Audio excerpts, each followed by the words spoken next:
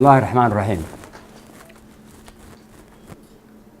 دولة فدرالك الصومالية ayaa shalay oo ay bisha March ahayd labada kun iyo 18 soo saartay war saxaafaday ay kaga soo horjeedo heshiiskii saddex geesoodka ahaa ee kowdii bishan dhexmaray dowladaha Jamhuuriyadda Somaliland, Ethiopia iyo shirkadda DP World. haddaba war saxaafadeedkaas ayaa ahaa mid isburinaya sidan hoos ku cad. qodobka koowaad waxaa lagu sheegay in laba dhinac oo kala ah DP World iyo dowladda Ethiopia ay heshiis wada galeen arrintaasi oo dhabta aad uga fog. qodobka labaad ee war saxaafadeedka waxaa lagu cadeeyay in Somaliland, Ethiopia iyo DP World heshiis wada galeen ayaga oo markii hore istiidsiiyay inay xusaan jiritaanka tarafka Somaliland.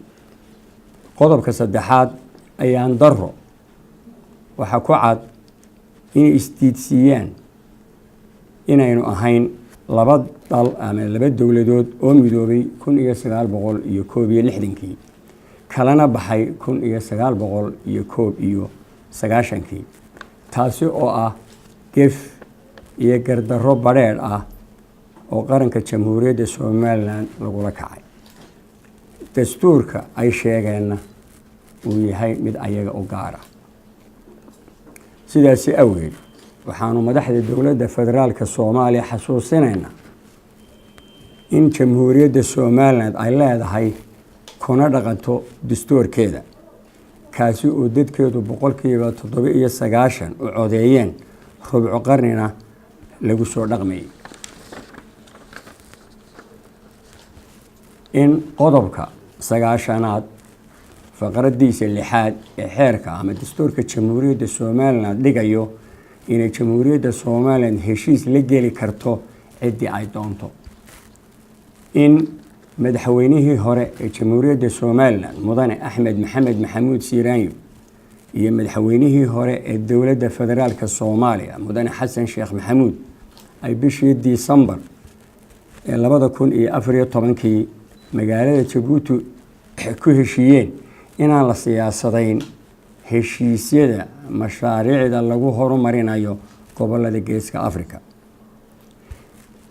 inaanu heshiiskani ahayn mid cusub ee uu yahay dhamaystirka heshiiskii bishii August 2016 ay Jamhuuriyadda Soomaaliland iyo shirkadda DP World ku wada galeen baarlamaanka Jamhuuriyadda Somaliland oo ansixiyay.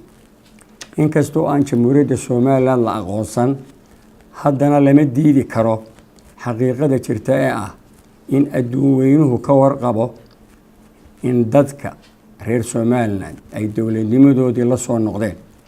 waxaana marag u ah ama marag ugu filan in ra'iisul wasaaraha Xasan Sheekh Aamin Xasan Khayre oo jooga dalka isu taga Imaaraadka Carabta heshiis duwaliya ama hortiisa lagula saxiixday Jamhuuriyadda Somaliland. riyada midnimada Soomaaliyeed intaanu ka hadal waxa ka haboon inuu mideeyo degmooyinka magaalada Muqdisho ee aanu maamulin. ugu dambeyntii waxaanu filaynaa in dowladaha Geeska Afrika soo dhaweeyaan heshiiskaasi horumarineed oo waxtar weyn u leh dadweynaha iyo dowladaha gobolka intaba. والسلام عليكم ورحمة الله وبركاته.